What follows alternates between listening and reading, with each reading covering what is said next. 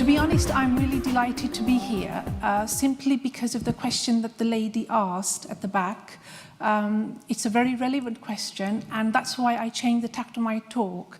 I've kind of got a script because this is so last minute. I think that, I was preparing these slides at 3 in the morning, and I was thinking, I wonder what John would think. This is terrible. He gave me a year's notice, but it's all last minute. So I won't bother with the script.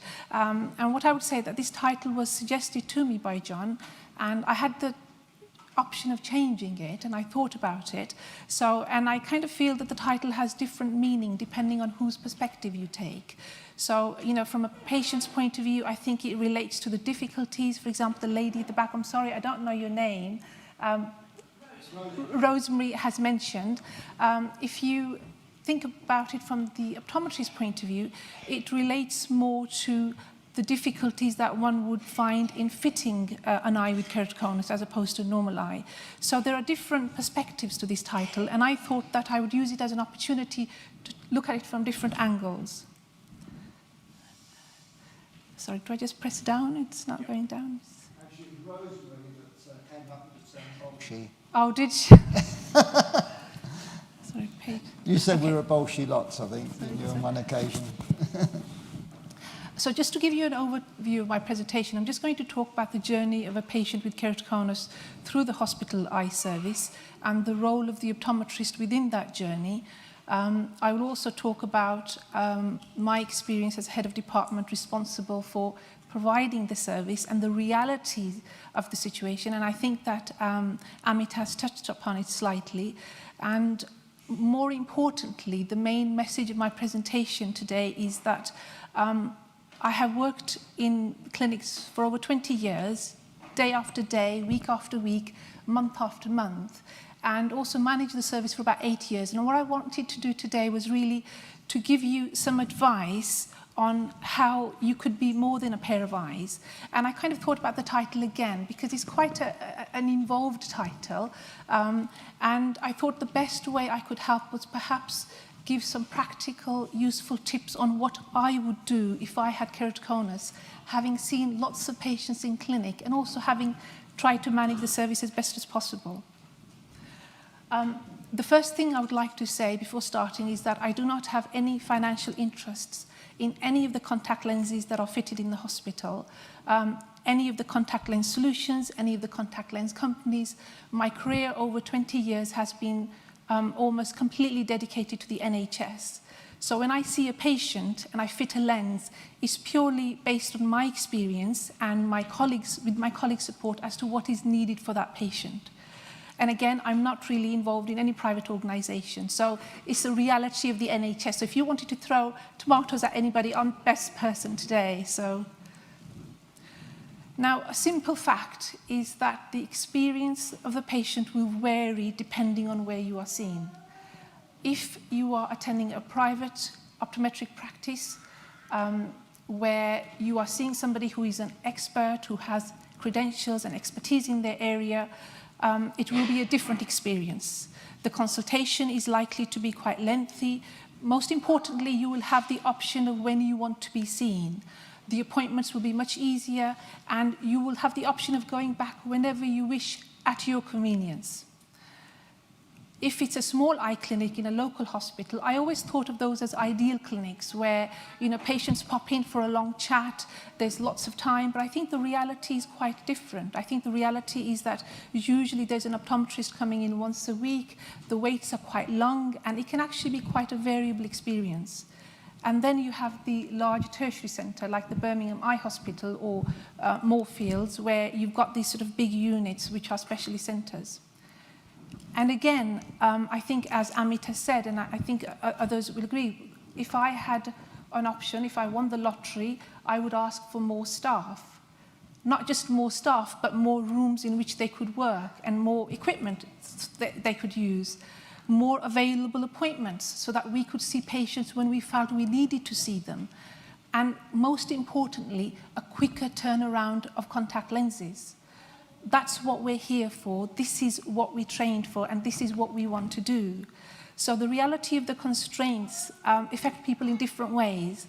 And I think that when Amit talked about the picture of the big ship container is a very nice one. My reality is a little bit different. I'm usually in a room full of people, sort of trying to shout at the top of my voice that, our patients do matter, our service does matter.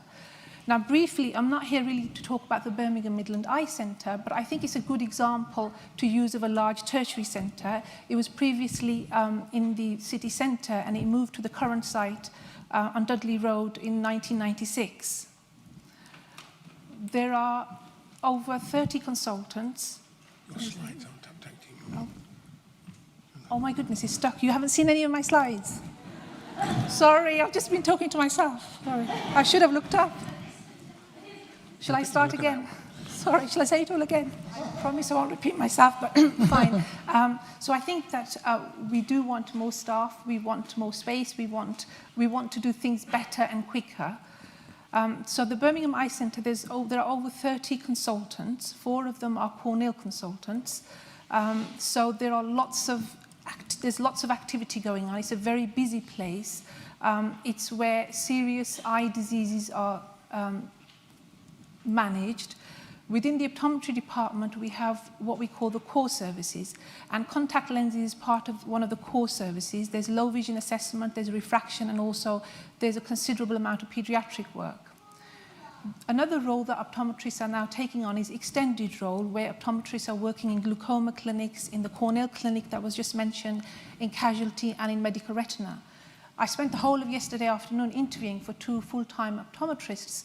Now, that funding that's been made available is not to help patients directly with contact lenses. It's more to help patients in the corneal clinics and casualty and glaucoma. So the role of optometrists within the hospitals is changing as there's a need for more ophthalmology expertise. So why would anybody attend a tertiary referral centre, a really busy unit where you have to wait 4 hours or 3 hours? 4 hours, I think, is completely unacceptable, and it would be good to talk about it. And I think the reason is because these clinics are high-volume clinics.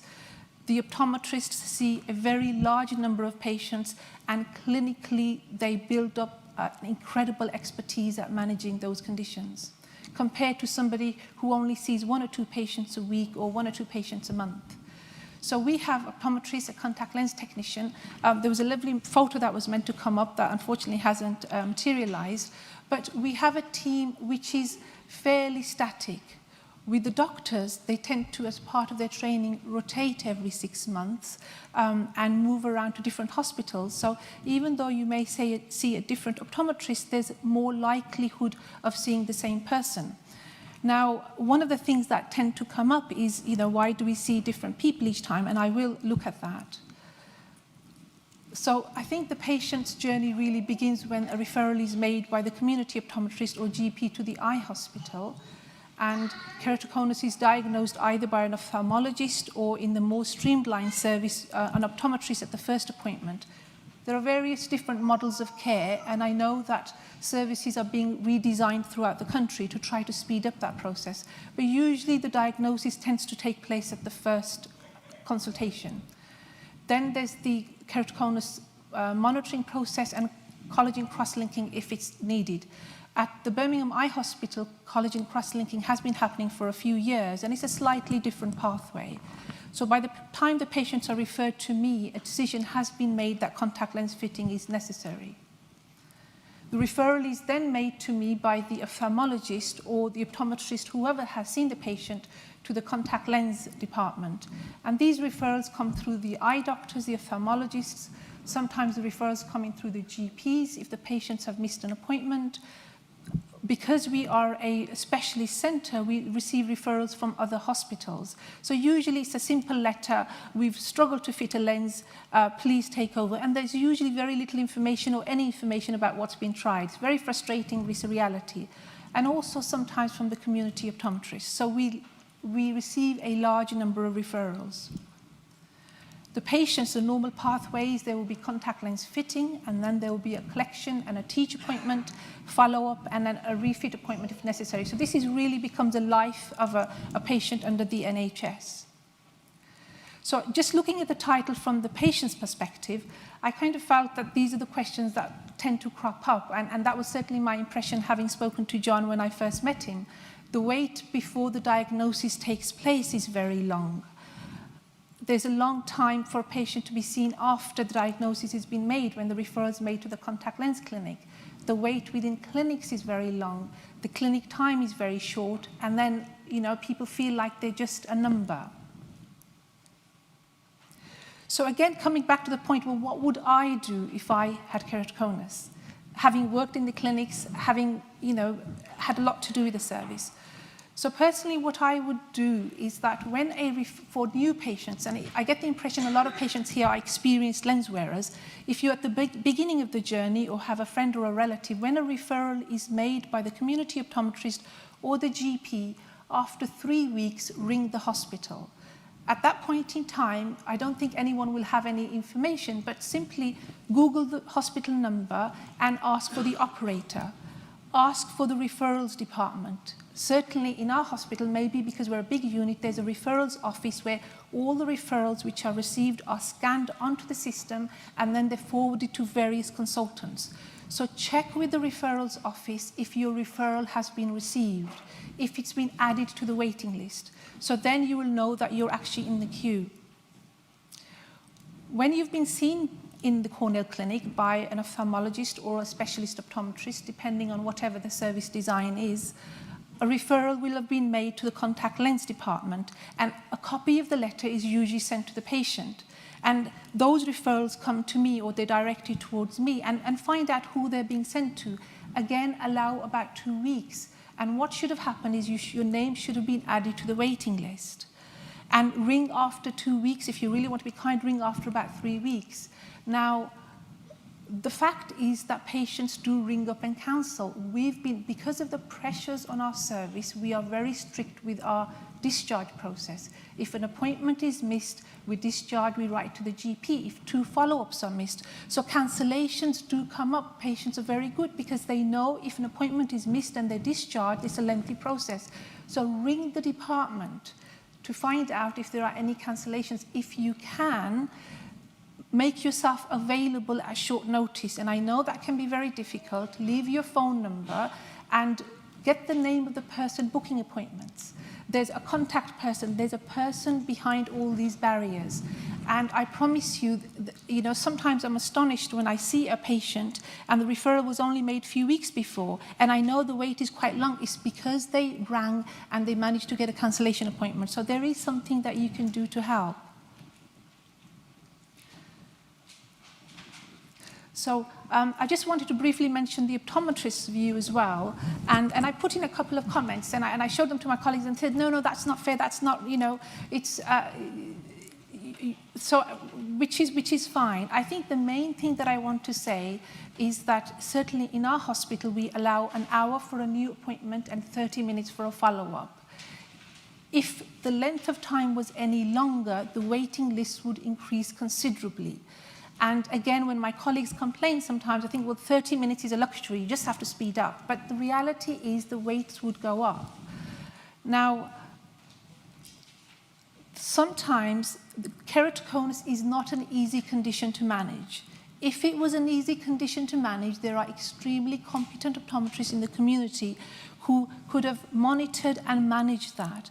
By the time you are seen in the hospital, the eye is changing or in the process of changing. Even between the weeks that we see you, the lines are dropping. And it's the nature of the condition, it's the way the cornea changes, especially in the younger patients. So it's quite a challenging condition to manage. And it's only as you start seeing the patient and making your observations that you realize more time is required. And sometimes people do run behind, and and the challenges become obvious as you start managing the patient. So it's not a simple, straightforward case.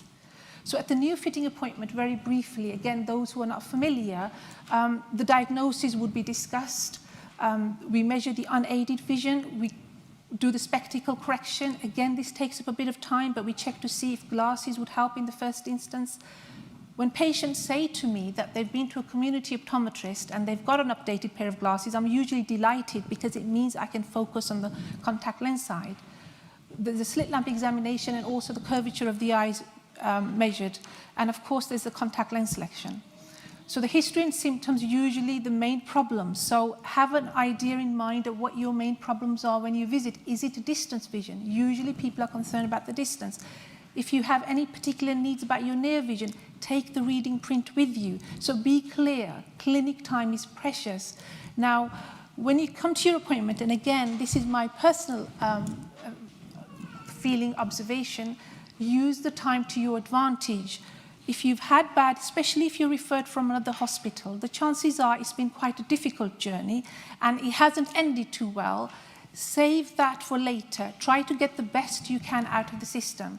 So be clear about what your needs are. Is it distance vision? Is it reading? Is it driving? Is it a bit of everything? So we measure the unaided vision, the spectacle correction, and depending on the level of vision and the symptoms, we would proceed to contact lens fitting. Now, if it was up to me, I would give a pair of glasses to everybody. But unfortunately, with keratoconus, it doesn't quite work. Now, there are patients who could be given glasses, but the big challenge is that the prescription tends to change. And we have a worry because the financial implications are very high for us. If a pair of glasses doesn't work, it's a unique pair, the patients won't be willing to pay, we can only refund so much. So it's a very gray area. If you are desperate for glasses and willing to take a risk, it is possible to get something. And I would advise perhaps even go to a community optometrist in the meantime, if you can. So these are briefly the management options. I'm sure you're all experts. Spectacles, either soft lenses of some kind, rigid gas permeable, and mini sclerals and sclerals. Now, you'll see from here that scleral lens for me is just another lens. It's not a particularly special lens that I would go for. From a range of options, it's one option, simply because we work in the NHS and we've got a cupboard full of things and we look at each patient case by case. Now, these are the symptoms you will all be familiar with. Reduced vision, ghosting, flare, light sensitivity.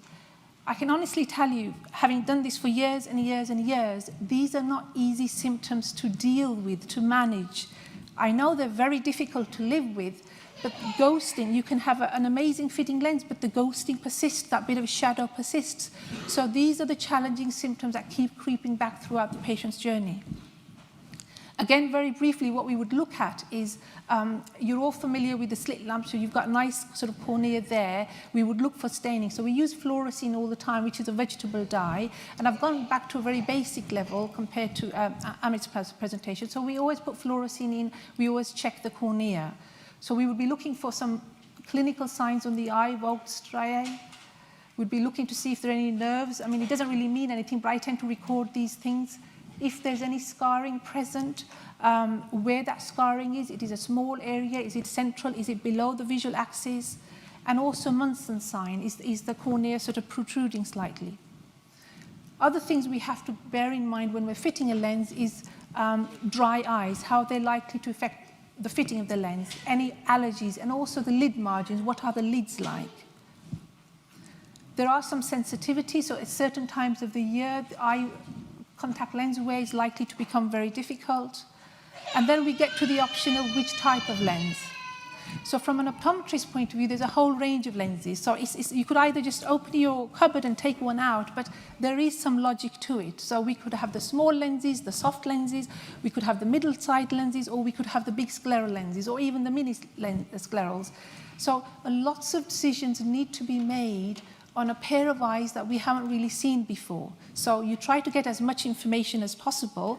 And while you're doing that, the way that the NHS is evolving now is electronic patient records. In an ideal world, you talk to the patient, you have eye contact, you sort of nod in agreement, you kind of, give the reassurance that I'm listening. But the reality is sometimes I turn away and I try to kind of put the information or try to find the letter. It's a reality. It's not anyone's fault. It's the way the system is evolving.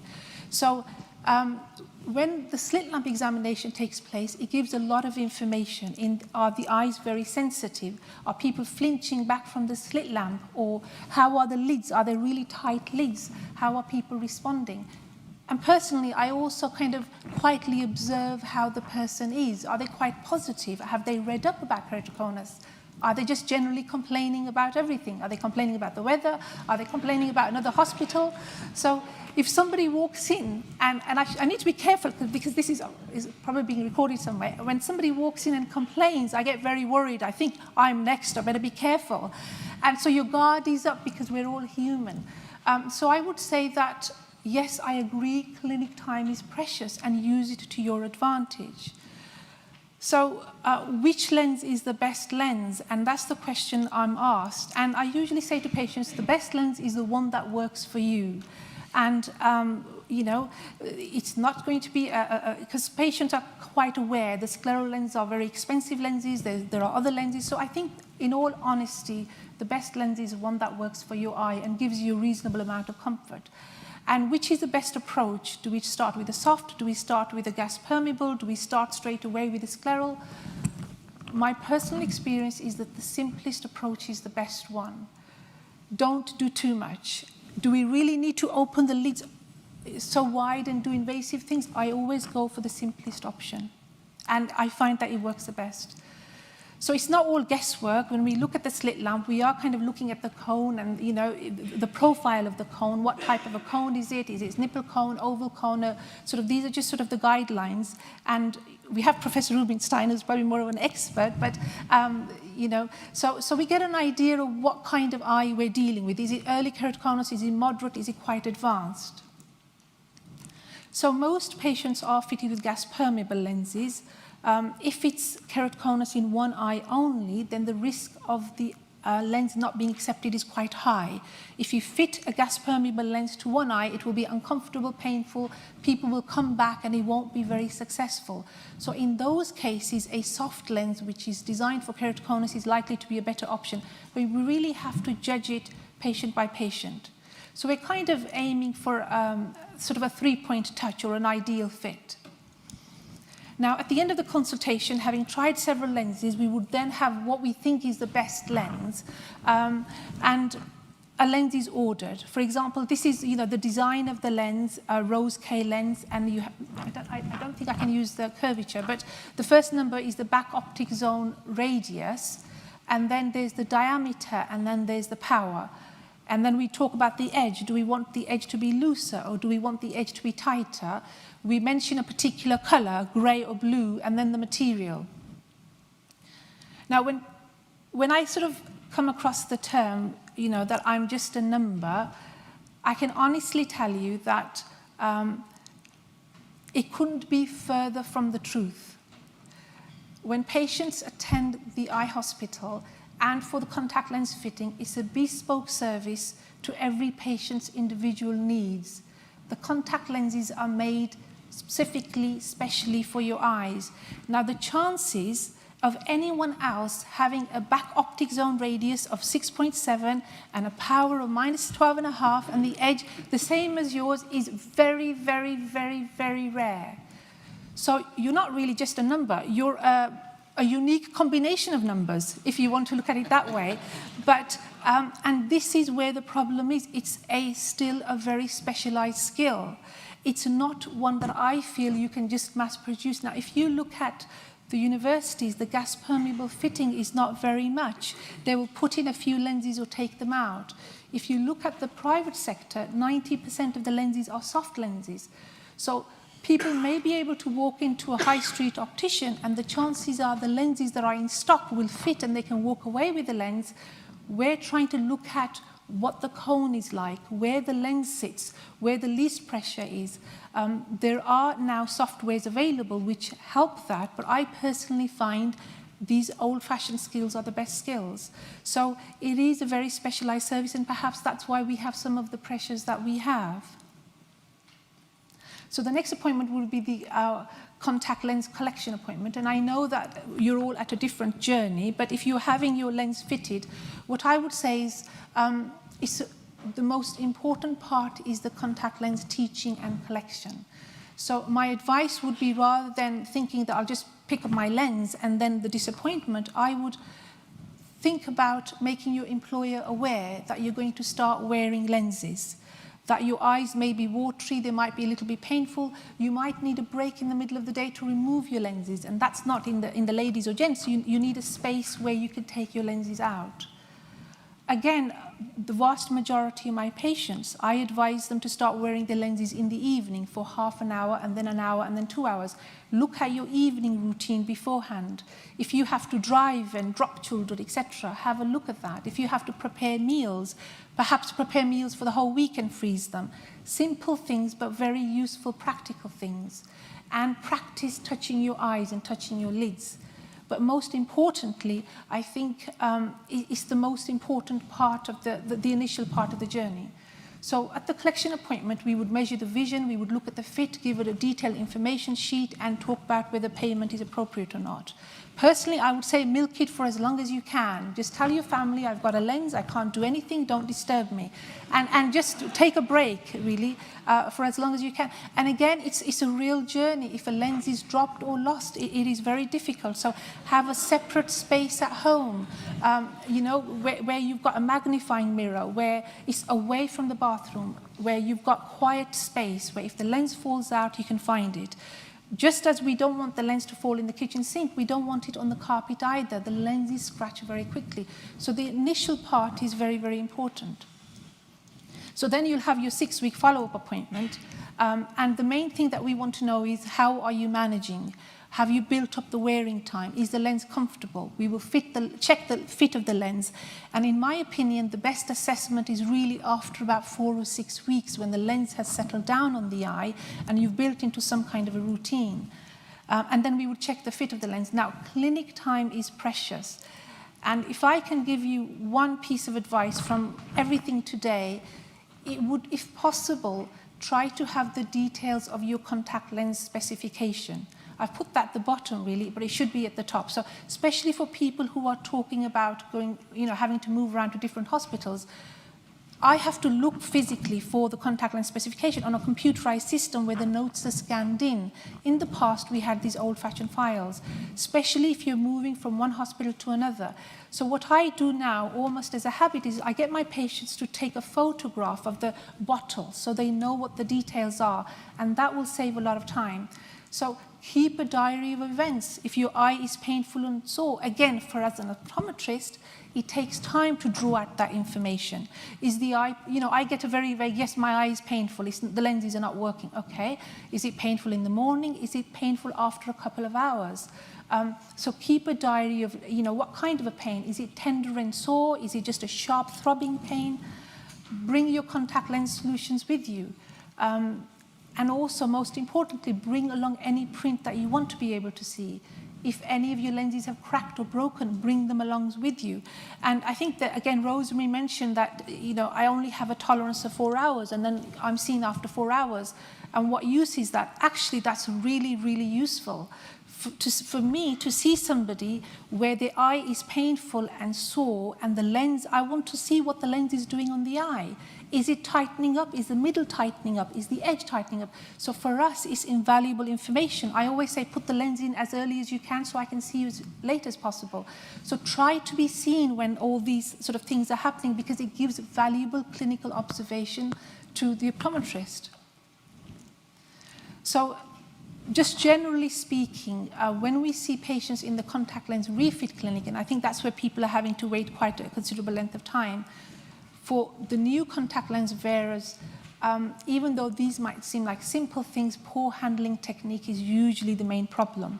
When you ask people in detail, it takes 4 or 5 or 6 turns to get the lens in the eye, so the lids and the eye is already sore before you're starting your day.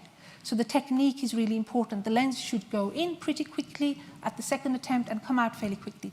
The other main reason why people have painful eyes or they don't like tan is because the lens might actually look a bit different to how we wanted it to fit. It might be a bit loose or it might be a bit tight. So this is a sort of a tight lens where there's a bubble in the center, the edges are very tight. So with this type of a lens, the patient would experience discomfort later in the day. As the day goes on, the eye would become quite blurred, perhaps a little bit painful and sore. And this is a loose lens where the edges are loose. So the feeling with this one would be a feeling of a piece of grit in the eye or an eyelash, sort of you would feel like you're catching the eye. So that means the lens edge might be loose. This lens is rubbing a little bit. The blue area here, you can see the little scar through the center. And where the lens is rubbing a little bit, there's a little patch of staining. As you can see there, there's a little patch. And as it's rubbing, the scarring might increase. So this lens would need to be tightened in the center, or the center would need to be adjusted. Another reason for patients not getting on is that the solutions may not be suitable, or people may be trying out a combination of solutions and it's having a slightly toxic effect from the different care systems. So I would advise stick to one solution and bring that along with you. The contact lens cleaning process is extremely important. Clean your lenses as soon as you take them out. Do not mix your solutions. Make sure that the products are rinsed off really thoroughly. If the bottles are being used, you must dispose of them. Change the case regularly. Simple things, but these are the things that prevent problems and infections. The eye drying up, lubricate your eyes regularly. So if you're waiting for a follow-up appointment and the wait is long, you can help yourself by doing the obvious things, because we would look at the lens and we would say, well, the eye is dry, try lubricants. You can get some lubricants, make sure they're preservative-free and try them, use them 3 or 4 times a day. So when you present to the appointment, say, well, actually, I've tried lubricating my eye, I've tried resting my eye, I've reduced the wearing time, so do all the obvious things beforehand. Keep the wearing times to the limited amount. So, and again, from a clinical point of view now, if the lens isn't fitting too well, I'm sure you're all familiar with the piggyback lenses, where there's a soft lens and a gas-permeable lens, and it's particularly useful in certain situations where there's scarring in the center, where there's lots of drying on the eye. The thing we have to be careful about is that it doesn't stick to the eye. The 2 lenses need to move independently, and we need to make sure the soft lens is allowing lots of oxygen to the eye, so close observation is needed. Don't just buy the soft lenses off the internet. Make sure it's one that's been supplied by the optometrists, and check your soft lens, check the edges. Usually when lenses are taken out, they're pinched, so the edge tends to kind of have a bit of a snitch in it and it tends to tear, so look carefully. The other options, and again, for me, I would fit a scleral lens further down the journey if the keratoconus is advanced, if all the other obvious options don't work, and sometimes placing a larger lens makes it all comfortable, it takes the edge away. The handling is a little bit more difficult, but it can be more comfortable. And again, with the RGP scleral lens, I'm sure you're aware from your previous sort of many discussions, it has to be preservative-free saline. It should be soaked in a Boston soaking solution and allow that little bit of time for the lens to settle. This is the old-fashioned PMA scleral lens, and we have a workshop at the Birmingham Eye Centre, which was previously run by Mr. Tony Sabal, who passed away about 5 years ago, and he'd worked in that clinic for about 50 sort of years or so. So these are handmade lenses. These are lenses where an impression is taken of the eye and a lens is made out of a plastic sheet. These are the most specialized lenses that exist. This is just one of our colleagues who had an impression taken, Peter. And obviously we also fit eyes for grafts. The hybrid systems we're not too keen on because these lenses are incredibly comfortable, but they're very difficult to remove. Last Wednesday, we met somebody again who's now advising of us another lens that's come on the market. So these lenses, in theory, tick all the boxes, but as hospitals, we shy away from them. And we try to pass on a patient to Professor Rubinstein, who sent them back to us saying, no, we don't fit them. So I think these lenses they do exist, but we have to be careful. Now, just sort of very briefly, when vision is not sufficient to carry out tasks which are important to the patient, we then refer the patient to a low vision clinic or to our ECLO. Okay, so I'm not a political person. I think anyone who knows me will know that, but this is a real political statement, just so that I don't get into trouble with Mary. So I didn't want to put a vision down, but really it's the optometrists and the patients decide at their own pace. We're trained to make vision better. When somebody walks in, we want them to walk out with better vision as best as possible. And just from the very beginning, the way, certainly the older ones, as we've been trained, low vision aid clinics are more associated with advanced disease, end-stage disease perhaps. And now there are lots of things available that can help people all the time. So our mindsets have changed, and we are referring people or trying to gauge carefully as to what the needs of the patients are. And I'm looking forward to Stephanie's presentation, because I think that what we need is something for the sort of the young, the teenage, various groups where we can target how information is given. So just coming back to our ECLO, this is Russell Stevenson. Some of you may know him. He sits in the outpatient area. He's there to provide emotional support, practical advice about social services or any advice that may be needed. Now, personally, and I'm sorry the print has got smaller, it's difficult to have that conversation, because in my mind I'm always trying to improve lenses and trying to find ways of improving vision. And I know that people struggle a great deal without lenses. So we try to gauge from each person if they are interested in having a low vision assessment.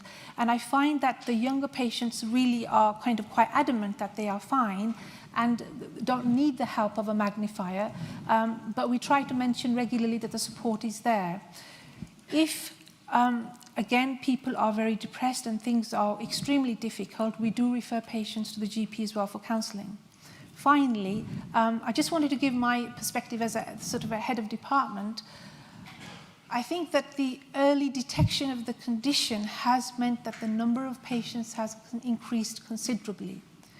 We're given a budget, and as the number of patients have increased, certainly in the last 8 years that I've been the head of department, the budget has pretty much stayed the same. Investments are being made, but more to streamline the ophthalmology services, because those are under so much pressure. So one of the problems is we do all want more staff and a better service, but there are real, genuine constraints. And clinics are cancelled, which is awful. And the reality is usually when someone's phoned in sick, someone is off sick, if there have been some delays in recruitment for whatever reason. And in this case, who takes priority? In my assessment, the priority would be given to patients who are at very high risk of infection. It's usually patients who've been fitted with bandage lenses because they've had some kind of a surgical process and the wound might be leaking, or patients who are at very high risk. So the keratoconics, unfortunately, sometimes do get cancelled, and I'm being really honest and brave enough to say it, but it's the last thing that we want to do.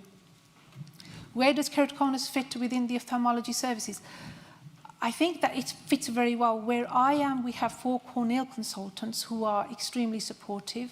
In the Midlands, we're very lucky because the consultants have very good relationships with each other. I've only met Amit today, but I feel as if I've known him for a long time. The name is mentioned quite often by the consultant. So there are lots of people speaking very strongly for keratoconus.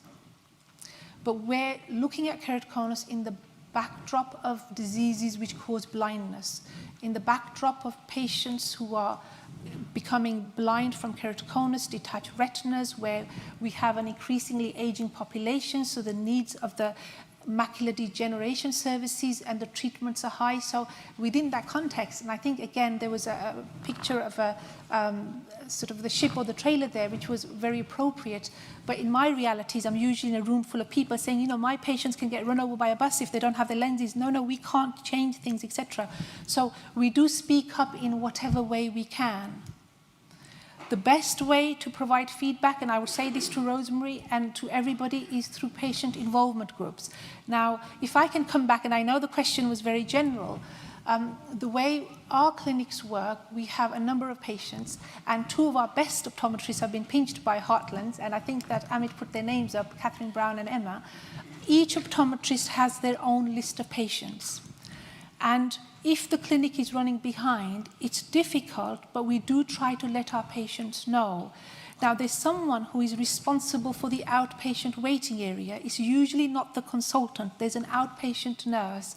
There should be a board or a screen which says what the wait is. There should be someone that you should be able to speak to. So I don't see, I find it quite astonishing that people would just wait for a contact lens assessment for 4 hours. I think that feedback needs to be given to whoever is in charge of that service, and something will be done. So the NHS is very keen on patient involvement groups, and very keen on patient feedback. Use those channels to provide that feedback. And these are just, again, my personal reflections. Having fitted lots of patients over very many years, the perfect lens I don't think exists. I think a lot of people spend a lot of time chasing that perfect lens that will make their life better, that will enable them to do all the things that they want to do. When you have been referred, first of all, I think you have to have confidence in the person that you're seeing. If you don't have confidence in that person, they shouldn't be managing your eyes. Secondly, and there was only, I think, one young man that I came across in the last 20-odd years, and he wanted a hybrid lens or a certain type of a lens which I felt wasn't right. And I said, look, I don't think that I'm the right person to manage you. There are lots of really good people, and I can refer you. And we had a really lovely chat, and we ended nicely in that I would refer somewhere else because I really didn't believe it was the right option. So a few months later, the consultant came back to me and said, there's this patient, he's now keen to try the lens you were suggesting. And I said, well, he has to have confidence in what I am doing, and he has to trust me. He said, yes, he trusts you, he believes you. I said, okay, fine. And we started again. So you must have confidence in the person who's managing your care and trust their decisions. And when several lenses have been tried, and time after time we're ending up with difficulties, it is telling us something about the eye. What it's telling us is that the tolerance of the eye is limited. It's not that someone's not fitting you very well or they're fobbing you off. It's actually your eye needs rest. It needs good old-fashioned air. And, and the other important message is the best lens, the lens that you had a few years ago, may now actually be an awful lens. So when patients say, well, not the last one, but the one before that one, that was the best one. And I'm looking through the notes, through these scanned screens, trying to click on the buttons. We are honestly here to help. Because if you want to make lots of money, you don't work for the NHS. You go somewhere else. So we genuinely are dedicated and passionate about what we do. And sometimes you have to just believe us that the best lens that was the best few years ago has now changed. The eye has changed. It might actually be detrimental for you. Lifestyle and influence affects outcomes. And when I wrote this slide, I was thinking about that one person, and that's Aaron at the back, Barker. So Aaron, if you can give a wave. And I've seen many patients where they do long journeys into work. They spend a whole day in front of the screen, and the eye is very stressed, and there are lots and lots of difficulties. And what I've seen is where people make difficult lifestyle changes, where they move themselves away from pressures, it actually results in better outcomes. Now, I have to be very careful of what I say, because I'm not saying that if you have keratoconus, you can't do certain jobs, you can't. What I'm saying is that from what I have seen, I've seen incredible improvements in people's well-being and their eyes, where they've sort of changed, looked at the way they're doing things and what the visual needs are, and the eyes come out healthier. Communication is really, really important. When you go in and you have this terrible consultation and you go home and you think that awful place, those awful optometrists, the chances are somewhere in England, there's an optometrist driving home thinking, are those keratoconics really crazy? There must be something about this. So communication is a difficult thing, and when it works well, it's really good, and when it doesn't, it brings up lots of barriers. And I think that's what we have to remember. We have to keep trying to remove those barriers. And again, I would say, give feedback. Give not just difficult, critical feedback, give good feedback. If you think someone's genuinely trying, let the lineman drop an email. Let somebody know, because it will make a world of a difference. That email, that feedback will be discussed in the department, and that person will feel on a high, and the way they manage other people, it will change their outlook. And finally, I think there was just one other thing that I can't, it's just escaped me actually, that I haven't passed on there, but keratoconic eyes are very specialized. I don't think that people with keratoconus are victims. I think they are incredibly inspiring individuals. The challenge of keratoconus is that things can change throughout the day. They can change throughout the week. throughout the week, and they affect your life and they affect the life of your loved ones or people around you. So it's a very difficult condition, and it's almost like an invisible kind of a blindness where you look fine, you look healthy, and time again you're trying to explain to people that there is a problem with your eyes. And all I can say is that I feel lucky and privileged to be managing keratoconus every day. We may not get it right, and it's a pleasure, you know, trying to do the best I can for patients. So thank you. That's very good.